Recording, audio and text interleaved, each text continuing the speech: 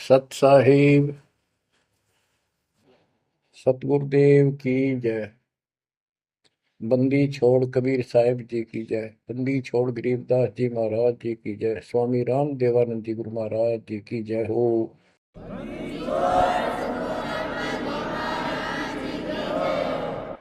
सर्व संतों की जय, सर्व भक्तों की जय, धर्मी पुरुषों की जय। श्री काशी धाम की जय, श्री सुडानी धाम की जय, श्री क्रोथा धाम की जय, श्री बरवाड़ा धाम की जय।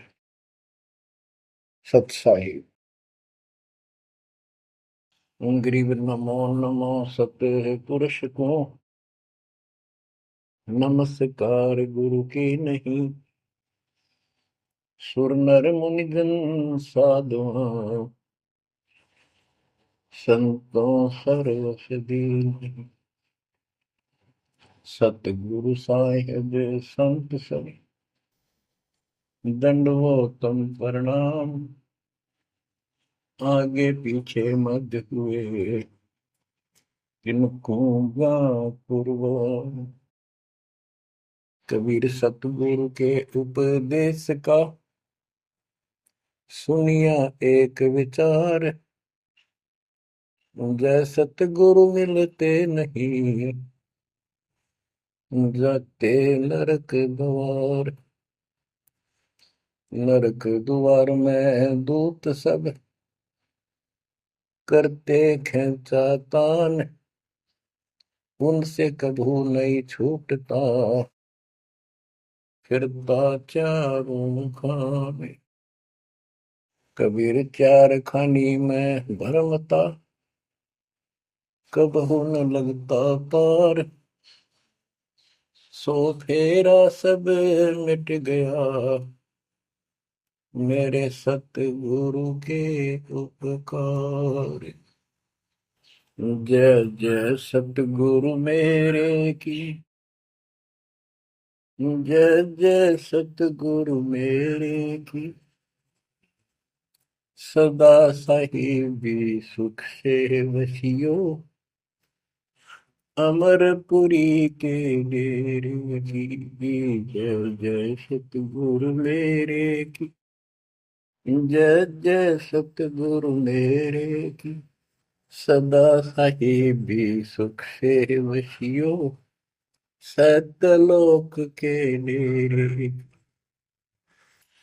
बच्चों, उस सतलोक की याद आती है और जिस कारण से ये वाणी याद आती है तो शुक्र मनाया जाता है। आत्मा शुक्र मनाती है कि तुम तो सुख से जीवो, हमने तो कर्म फोड़ लिए। हम तो अपने कर्म भोग रहे हैं, तुम लक्की थे, समझदार थे, इस दुष्ट की बातों में नहीं आए। निर्विकार निर्भय तू ही और सकल वैमान। जी साधो और सकल वैमान। सब पर तेरी साहिबी, सब पर तेरी साहिबी। तुझ पर साहिब ना निर्विकार निर्भय। आप अमर कथा सुन रहे हो, सत्यनारायण कथा सुन रहे हो, और आप कहीं भी बैठे हो, दाता ने कैसी दया कर दी। चलते फिरते बैठकर परमात्मा का गुणगान सुनो। बच्चों, ये सत्संग जो है ये आध्यात्मिक पढ़ाई है, ये आध्यात्मिक शिक्षा है। इसको समझने के लिए भी काफी समय की आवश्यकता है। जैसे बच्चे स्कूल जाते हैं, यानी 15-16 वर्ष तक तो वो टोटली फ्री होते हैं। अपनी पढ़ाई करो, ट्यूशन लगवाओ, क्लास में पढ़ो। तो ऐसे करते करते वो विद्वान बन जाते हैं, डॉक्टर बन जाते हैं, इंजीनियर बन जाते हैं और बड़ी बड़ी शिक्षाएं प्राप्त कर लेते हैं।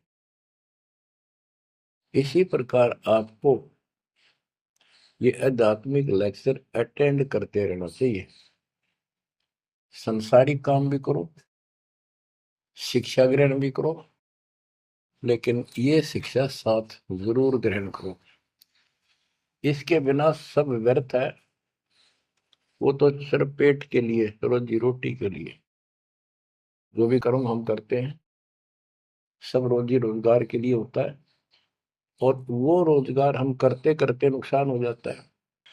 सब कुछ करते करते हानि हो जाती है, कोई लाभ नहीं मिलता। इधर कमाते हैं, उधर रोग हो जाता है, यहाँ से कमाया उधर खत्म हो गया।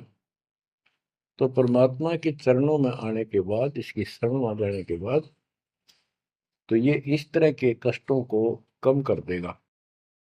परमात्मा की महिमा भी ना सुने, भक्ति ना करें, और काम में ज्यादा ध्यान दें, कभी नुकसान ना हो जाए, और वो करते करते हो जाता है, फिर घर के रहते ना गांठ के। इसलिए काम अवश्य करो, पर इसमें नागा ना करो। परमात्मा की महिमा अवश्य सुनो, और भक्ति डेली करो, सुबह दोपहर शाम के परमात्मा की स्तुति। आजकल तो अनपढ़ भी कर सकते हैं, मोबाइल घर घर है, उसमें लगाओ आरती, सुबह दोपहर शाम की, आराम से सुनो। काम भी करते रहो, खाना बना रहे हो आरती चल रही है, बहुत बढ़िया, ध्यान आरती में रहेगा। जैसे ड्राइवर गाड़ी चलाते हैं, ड्राइविंग तो बहुत सावधानी का काम होता है, लेकिन उसमें बातें करते रहते हैं, वो चलाता भी रहता है। इसी प्रकार इस समय का ऐसे सदुपयोग करो, श्रवण भी करो, गाड़ी भी चलाओ, तो आरती भी लगा लो, उसके अंदर चलते रहो, सुनते रहो। तो परमात्मा ने आपके ऊपर रजा करने में कसर नहीं छोड़ रखी। और अब आप भी चौकस हो जाओ, सतर्क हो जाओ, समर्पित और दृढ़ हो जाओ। बच्चों, अपने को अपने घर का ज्ञान हुआ, अभी तक तो हमारे को अध्यात्म का सिर पैर भी ज्ञान नहीं था। और जब तक बच्चों हमें विश्वास नहीं होता कि परमात्मा कौन है, इसका प्रमाण कहाँ है, कहाँ प्रूफ है, और हमारी आत्मा इस बात को नहीं स्वीकार कर लेती क्या सचमुच यही सत्य है, तब तक हम भक्ति भी करते रहते हैं, और आत्मा अस्थिर रहती है, मन अस्थिर रहता है। कोई भी कोई साधना बताता है, हम उसी को करने के लिए तत्पर हो जाते हैं। वो पहले वाली तो छोड़ते नहीं, और भी शुरू कर देते, क्योंकि हमें चाह है परम पिता की। हमें इस बात का एहसास है कि एक शक्ति है जो हमारे दुखों का निवारण करती है, किस्मत से भी अलग देती है। किस्मत में दुख आया, प्रारब्ध में कष्ट हुआ, तो हम उसके निवारण के लिए किधर झाड़ फूक वालों के पास, कहीं हाथ दिखाने गए, कहीं पहाड़ों पर किसी ने बताया वहां गए, व्रत रखने को कहा वो रखा। हमने हर तरह से कोशिश की कि कोई सुख प्राप्त हो, ज्यादा धन प्राप्त हो, लेकिन ऐसा कुछ नहीं हुआ। वैसे कभी इत्तेफाक से कोई दाव लग गया, कोई हटकर कोई ऐसा लाभ होता दिखा हो गया, वो होना तो था कर्म का, प्रारब्ध में आ गया कोई, और वो सूत बैठ गया, और हम और दृढ़ हो गए उन्हीं पूजाओं पर, उन गलत साधनाओं पर जो गीता में मना कर रखा है। दास अपनी बताता है, ये आपके साथ भी अवश्य हुई है, आपको अब एहसास होगा। जैसे दास बचपन से रामकृष्ण और विशेषकर विष्णु जी का, कृष्ण जी का विशेष भक्त रहा है, इसके साथ हनुमान जी के प्रति भी लगन में, तड़प में, चाह में कोई कमी नहीं थी। इस कारण से मंगलवार का व्रत रखना, किसी ने बता दिया कि जिला राजस्थान में सालासर एक स्थान है जहां पर हनुमान जी का बहुत प्रसिद्ध मंदिर है और वहां जाने से सारे सुख हो जाते हैं। तो दास सिरसा सर्विस करता था। हरियाणा का एक शहर है, पंजाब से सटा हुआ डिस्ट्रिक्ट है। वहां से पता चला तो दास बैठ के ट्रेन में सालासर पहुंचा, शुरू उतरा वहां से अन्य साधनों से। वहां एक छोटा सा गांव सालासर, वहां एक छोटा सा मंदिर और उसमें एक पत्थर की मूर्ति। उसकी शक्ल भी ठीक सी कोई ना, हनुमान का वो आइडिया लगाया गया था उस समय। ये सन 1978 की बात है। ऐसा कोई वहां पर ज्यादा भीड़ नहीं होती थी। हम सुबह आराम से दर्शन कर लेते थे। हद से हद 500-400 आदमी जाते थे। फिर देखते देखते 10 साल में वहां पर टेढ़ी मेढ़ी लाइन बनने लगी, यानी 4-4 घंटे में नंबर आने लग गया। और उस दौरान जैसे भी कोई राहत मिली, जैसे सर्विस लगी, पढ़ते थे, पास होते चले गए, हनुमान जी और श्री कृष्ण की जय जयकार। और जैसे हम पढ़ते थे, पास होते चले गए।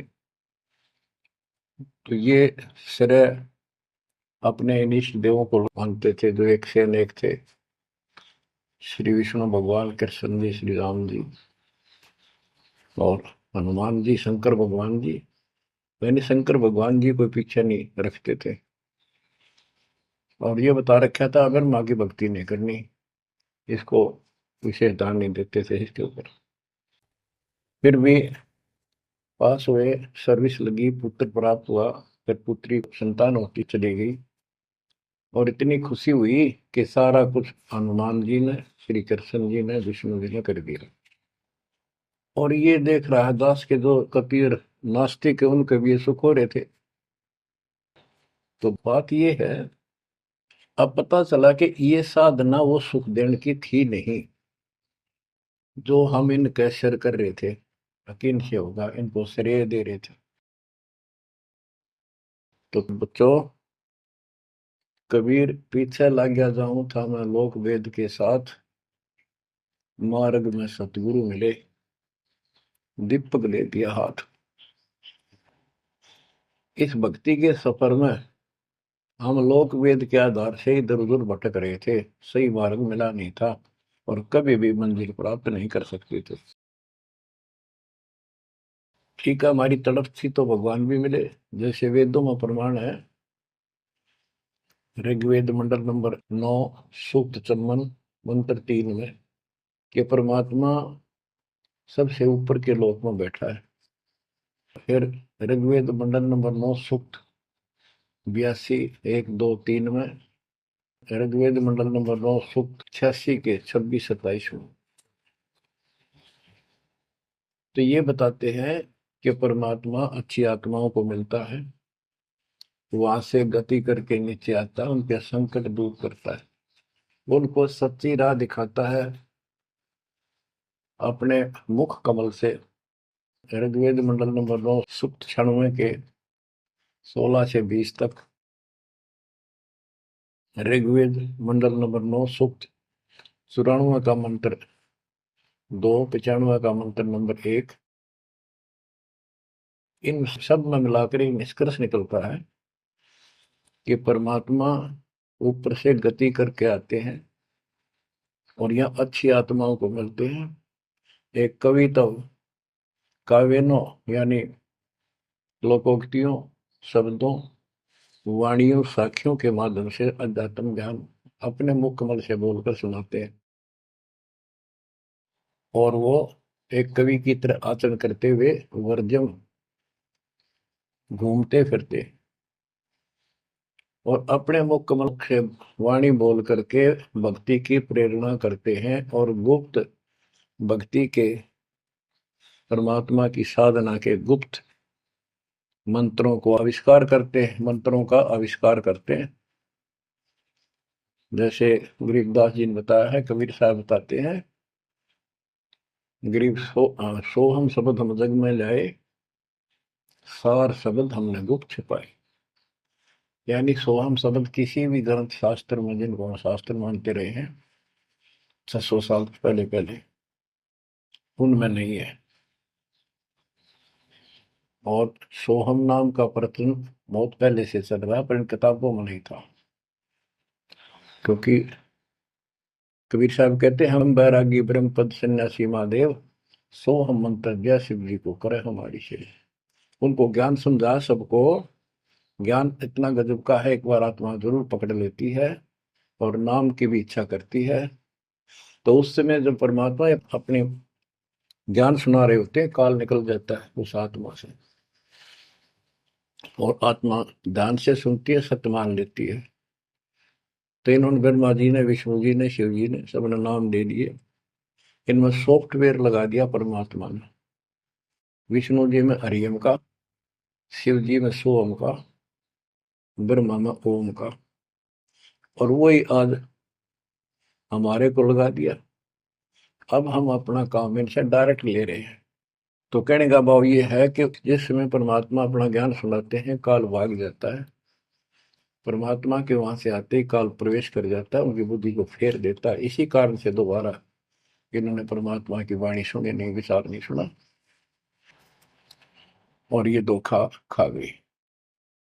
हमने भी बहुत बार धोखा खा लिया, सैकड़ों बार हम ये कष्ट उठा चुके और ये धोखा खा चुके हैं।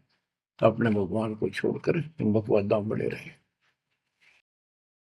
मानुष जन्म पाएकर खोवे, सतगुरु विमुखा युग युग रोए। बच्चों, गिरीश सतगुर संगत छोड़कर लाख वर्ष जप कीन, इंद्रिय क्रम ना मोक्ष होए, अरे काल के आदि। जैसे आपको बार बार समझाया जाता है कि सतगुरु से विमुख होने के बाद हम आज से 600 वर्ष पहले परमात्मा से विमुख हुए थे। उसके बाद हम पता नहीं किन किन धर्मों में जन्मे, कभी भक्ति की कभी ना की। भक्ति करते थे और भक्ति ही नहीं थी, लेकिन मालिक फिर भी हमें उन प्रत्येक मानव शरीर में मिले हैं और सच्ची राह दिखाई है। हमने कुछ दिन की साधना अवश्य की है, फिर छोड़ दी, और जिसके कारण परमात्मा हमें चार्ज कर गए। उस चार्जिंग के कारण आज तक आपके हृदय में मालिक की चाह और भक्ति की तरफ बनी हुई थी, और मनुष्य जीवन मिलते रहे। क्योंकि हम 600 साल पहले गुरुद्रोही नहीं हुए थे, सतगुरु विमुख हो गए थे। सतगुरु विमुखा युग युग रोआ, मानुष जन्म पाकर खोआ। एक उदाहरण देता हूं। एक राबी नाम की लड़की, जिसको राबिया भी कहा, मुसलमान धर्म में जन्मी। वह पिछले सतयुग से मालिक के उनके साथ लगे थे, अपनी बेटी को, अपनी आत्मा के। गरीबदास जी ने बताया है कि कबीर साहब बताते हैं, दो दिन मेरी शरण है। यानी एक बार किसी युग में चाहे वो 10 दिन भी नाम ले ले, फिर छोड़ दिया वो, मालिक उसको अपने खाते में लिख लेता है। और फिर उसको धीरे धीरे धीरे धीरे देखो, अपने पिता को देखो, हमारे लिए कितना कष्ट उठा रहे हैं। उसको धीरे धीरे चार्ज करते रहते हैं, चार्ज करते रहते हैं, भक्ति की तरफ जन्म जन्मांतर बढ़ाते रहते हैं। उसी कर्म अनुसार, उसी क्रिया में वो लड़की आत्मा राबी बनी हुई थी। एक लड़की मुसलमान घर में जन्म था, 12-13 साल की बेटी थी, भेड़ बकरियां चरा रही थी। और वो सारी सृष्टि के रचनहार हमारे पिता अपनी बेटी के लिए उस जंगल में पहुंच गए, घास फूस पर बैठ के जाकर बेटी के पास मुसलमान धर्म जिंदा का रूप बनाया। हमारे अंदर एक धर्म कर्म की ये भी एक समस्या है कि हम अपने धर्म वालों को महत्व देते हैं, दूसरों से नफरत करते हैं। ये काल की चाल है। इसलिए दाता सौ सब क्षेत्र में करूं अपने जन के काज, हिरण्यकशिपु जो मार दूं नरसिंह के साथ। अब्राहिम सुल्तान दम के बंदी बन के चले गए, एक नौकरानी बन के चले गए। क्या पड़ा था उनको? कोरडे खाए, नौकर बने, अपने बच्चे को नरक से निकालने के लिए कि तुम बालक को, बुद्धि छोटी है, बच्चे की बुद्धि इतना काम नहीं करती, इस ज्ञान से आपकी बुद्धि विकसित होगी, आप कुछ दिनों में संकेत समझने लग जाओ। अब जैसे रबी को मालिक ने समझाया, तो बच्चों, परमात्मा अपनी उस बेटी, उस आत्मा के, राबिया के पास जाकर बैठ के जंगल में गर्मी सर्दी घास फूस के ऊपर बैठ के और उसको समझाने लगे, बेटी भक्ति किया करो। तो बच्ची थी, जैसे उस धर्म के अंदर जन्मी थी, उसमें जो साधना बताते थे उसको कहती थी हम करते हैं, ऐसे करते हैं, नमाज करते हैं, ईद बकरीद मनाते हैं। तो परमात्मा ने उनको काफी समझा, कई दिन लगातार जाते रहे, ये चले जाते फिर आ जाते। अंत में लड़की ने स्वीकार कर लिया, भगवान मुझे वो सच्चा राह बता दो जिससे मोक्ष मिले। परमात्मा ने उनको मंत्र दिए, ये मंत्र दे दिए पांचों, लेकिन ये नहीं बताया कि किस किस के हैं, क्योंकि इसके बताने की जरूरत भी नहीं है। या तो चाबी है, किसी भी खजाने की है या कोई और सामान वाले की है, उस ताले के लाओ, खुल जाएगा और उसमें वो सामान आपको मिल जाएगा। फिर भी याद होना आवश्यक है कि ये इसमें यूं सामान है, इसमें ये सामान है। तो लड़की ने कुछ दिन मालिक की साधना की, 4 वर्ष। उसके बाद समाज के दबाव में शानी होगी, उसने यहाँ तक फैसला कर लिया कि ये तो संस्कार बढ़ते चले जाते हैं, शादी ही नहीं कराऊंगी, विवाह नहीं कराऊंगी। उसने निकाह करने से मना कर दिया। माँ बाप ने कोशिश की, लड़की जवान होगी, लेकिन बिल्कुल स्पष्ट शब्दों में कह दिया, मैं विवाह नहीं करूंगी, मैं अल्लाह खुदा को प्राप्त करूंगी। माँ बाप परेशान हो गए कि बच्ची है, इसने तो जिद लगा ली, और इसका जीवन कैसे पार होगा, कैसे पास होगा, तो हो ही नहीं सकता। बच्चों ने कहा, बेटी या तो निकाह कर लेना, हम दोनों मरेंगे। लड़की ने सोचा, चल माता पिता की हत्या का क्यों सिर पर दोष दूं, आगे अपने पति से बात कर रहे हैं। निकाह हो गया। मुसलमानों के अंदर लड़की से अपनी राय पूछी जाती है विवाह के समय कि क्या आपको ये विवाह मंजूर है, निकाह कबूल है।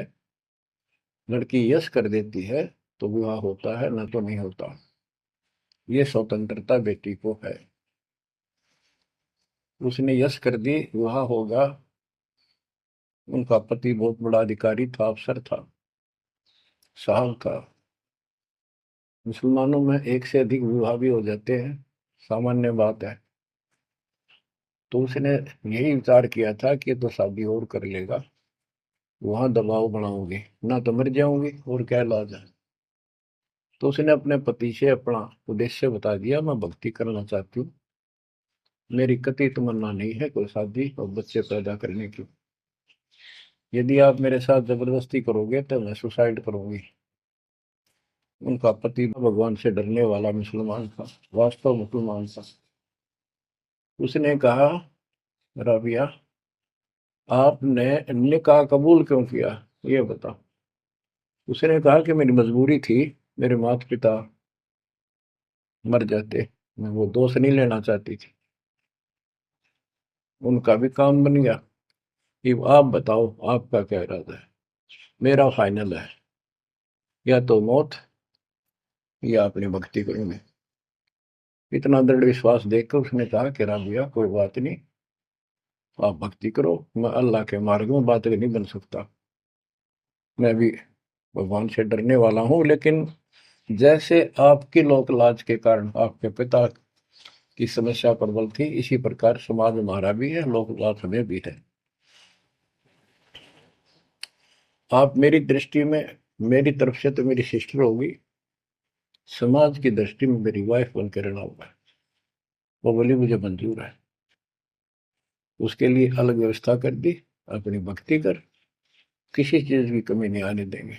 उसने अपनी और शादियां कर ली।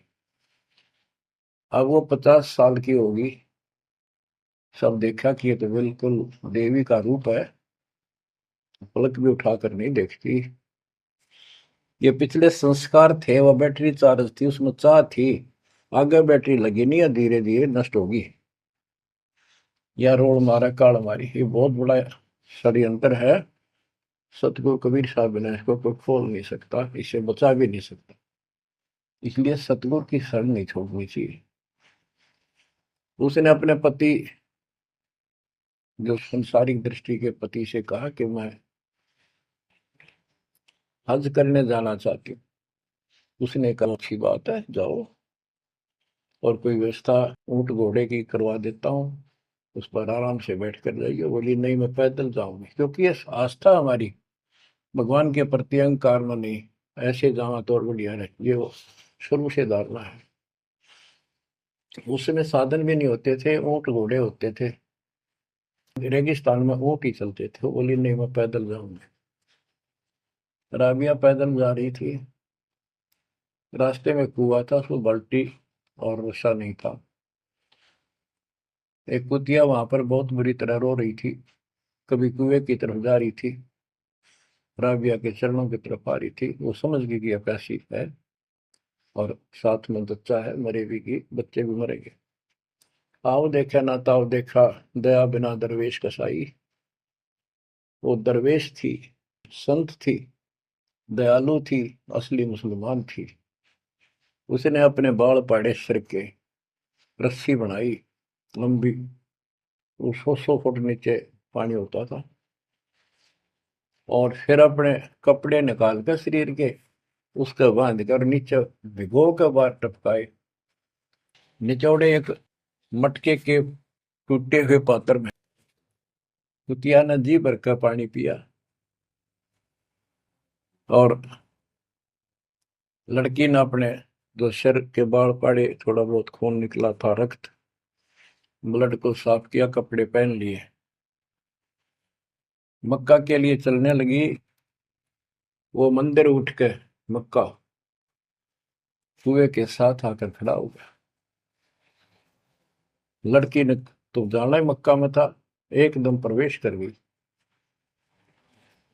उधर इब्राहिम सुल्तान अदम की पहले बॉडी में वो आत्मा गई हुई थी, क्योंकि परमात्मा उनको भी प्रेरित करते हुए आ रहे थे। जो इब्राहिम सुल्तान अदम बाद में सम्मान बना,